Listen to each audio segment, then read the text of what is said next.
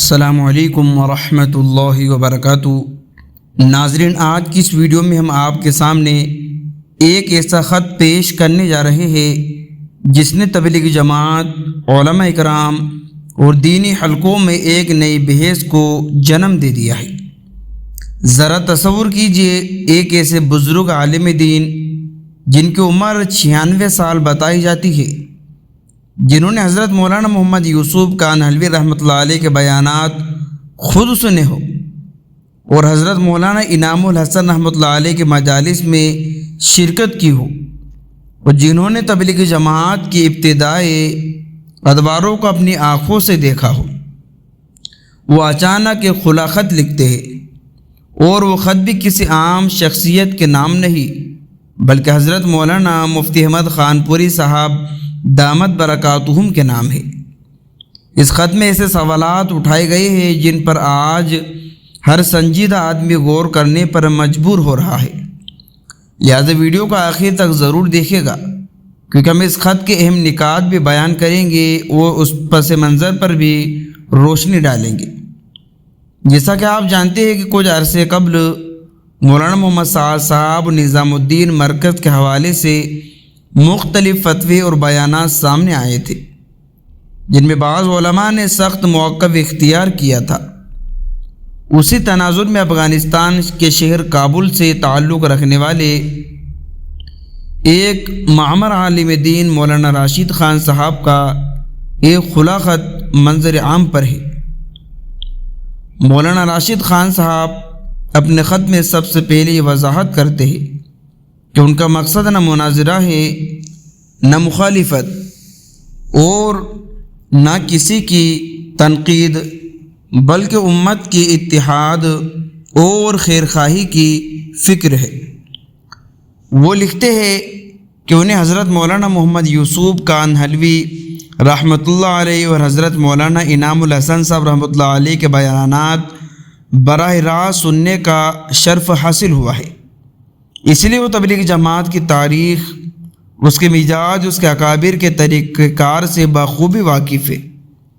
مولانا راشد خان صاحب اپنے خط میں ایک اہم سوال اٹھاتے ہوئے کہتے ہیں کہ اگر کسی شخصیت یا جماعت پر گمراہی کا حکم لگایا جائے تو کیا اس سے پہلے مکمل تحقیق نہیں ہونی چاہیے؟ وہ قرآن کریم کی آیت کا حوالہ دیتے ہوئے کہتے ہیں کہ اللہ تعالیٰ نے عدل اور تحقیق کا حکم دیا ہے۔ وہ یاد دلاتے ہیں اکابر دیوبند کا طریقہ ہمیشہ یہی رہا ہے کہ کسی شخص کے کلام کی اصل مراد جانے بغیر اس پر سخت حکم نہیں لگایا جاتا۔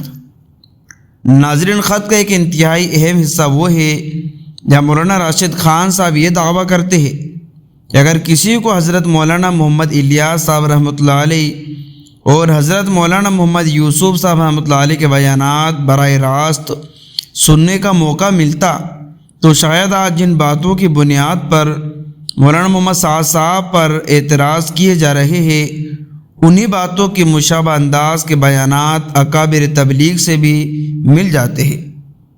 ان کا کہنا ہے کہ مولانا سعد صاحب اس دعوتی فکر کو آگے بڑھا رہے ہیں جو حضرت مولانا الیاس صاحب، حضرت مولانا یوسف اور حضرت مولانا انعام الحسن صاحب رحمۃ اللہ علیہ کے ذریعے امت تک پہنچے۔ ناظرین، مولانا راشد خان صاحب اپنی ذاتی حالات کا ذکر کرتے ہوئے لکھتے ہیں کہ ان کی 4 اہلیہ ہیں، 15 اولادیں ہیں جن میں 13 علماء ہیں۔ وہ کہتے ہیں کہ ان کے خاندان میں علم دین، مدارس اور علماء سے محبت پیدا ہونے میں نظام الدین مرکز، اس کے اکابر کی محنتوں کا بڑا کردار رہا ہے۔ ان کے بقول آج ان کے 20 سے زائد پوتے دینی تعلیم یا دعوتی کام سے وابستہ ہیں، اور ان میں سے بہت سے مولانا محمد سعد صاحب کے بیانات سنتے ہیں۔ خط میں ایک اور اہم نقطہ منتخب حدیث کے حوالے سے بیان کیا گیا کہ مولانا راشد خان صاحب یاد دلاتے ہیں جب منتخب حدیث کی ترتیب و تدوین کا کام ہوا تو حضرت مولانا ابو الحسن اعلیٰ ندوی رحمۃ اللہ علیہ نے اس کتاب کا مقدمہ تحریر فرمایا تھا اور اس کام پر خوشی کا اظہار کیا تھا۔ ان کے نزدیک اس دعوتی فکر کی تائید اور اس کے مقاصد کے ساتھ اکابر اہل علم کی وابستگی کی ایک علامت ہے۔ ناظرین، خط میں سب سے زیادہ توجہ حاصل کرنے والا حصہ وہ ہے جب مولانا راشد خان صاحب براہ راست سوال کرتے ہیں کہ نظام الدین مرکز کے ذمہ داران کے بعد مکمل طور پر سنی گئی؟ کیا مولانا محمد سعد صاحب سے براہ راست ملاقات کی گئی؟ کیا ان کی وضاحتوں اور رجوعات کا مکمل مطالعہ کیا گیا؟ وہ کہتے گا سوشل میڈیا کے دور میں کٹی ہوئی ویڈیوز، سیاق و سباق سے ہٹائی گئی کلپس کی بنیاد پر رائے قائم کرنا بہت بڑا فتنہ بن چکا ہے۔ ان کا کہنا ہے کہ علماء کو چاہیے کہ وہ مکمل تحقیق کے بعد ہی کوئی حتمی رائے قائم کرے۔ ناظرین، خط کا ایک حصہ افغانستان کے شرعی ماحول سے بھی متعلق ہے۔ مولانا راشد خان صاحب لکھتے ہیں کہ اگر ایسا معاملہ افغانستان کے شرعی نظام میں پیش آتا تو وہ چاہتے کہ اس پر باقاعدہ شرعی عدالت میں بحث ہوتی یا دعویٰ کرنے والے سے دلائل و ثبوت طلب کیے جاتے۔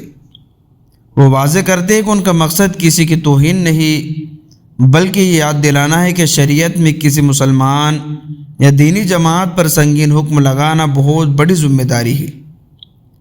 خط کے آخر میں مولانا راشد خان صاحب نہایت نرم لہجے میں تمام علماء مفتیان اکرام سے اپیل کرتے ہیں کہ امت کے اتحاد، علماء کے احترام، دعوت دین کے عظیم مقصد کو سامنے رکھا جائے۔ وہ لکھتے ہیں کہ اختلاف علمی ہو سکتا ہے، لیکن ایسے الفاظ طرز عمل سے بچنا چاہیے جو امت میں مزید انتشار اور دوری پیدا کرے۔ تو ناظرین، یہ خط اس وقت مختلف حلقوں میں موضوع بحث بنا ہوا ہے۔ کچھ لوگ اسے ایک بزرگ عالم کی خیر خواہانہ نصیحت قرار دے رہے ہیں، جبکہ بعض حضرات اسے اختلاف بھی رکھتے ہیں۔ بہرحال ایک بات تو طے ہے کہ امت کو آج سب سے زیادہ جس چیز کی ضرورت ہے وہ ہے عدل، تحقیق، برداشت اور ایک دوسرے کو سمجھنے کی کوشش۔ آپ اس پورے معاملے کے بارے میں کیا رائے رکھتے ہیں؟ کہ ایسے اختلافات کو مکالمے اور تحقیق کے ذریعے حل کیا جانا چاہیے؟ اپنی رائے کمنٹس میں ضرور لکھیں۔ اگر ویڈیو پسند آئی ہو تو لائک کریں، شیئر کریں۔ چینل کو ابھی تک سبسکرائب نہیں کیا تو ضرور سے کر لیجئے۔ اللہ تعالیٰ ہم سب کو حق کہنے، حق سننے اور حق پر عمل کرنے کی توفیق عطا فرمائے۔ تو دوستو، رجی ساتھیوں، ملتے ہیں نیکسٹ ویڈیو میں۔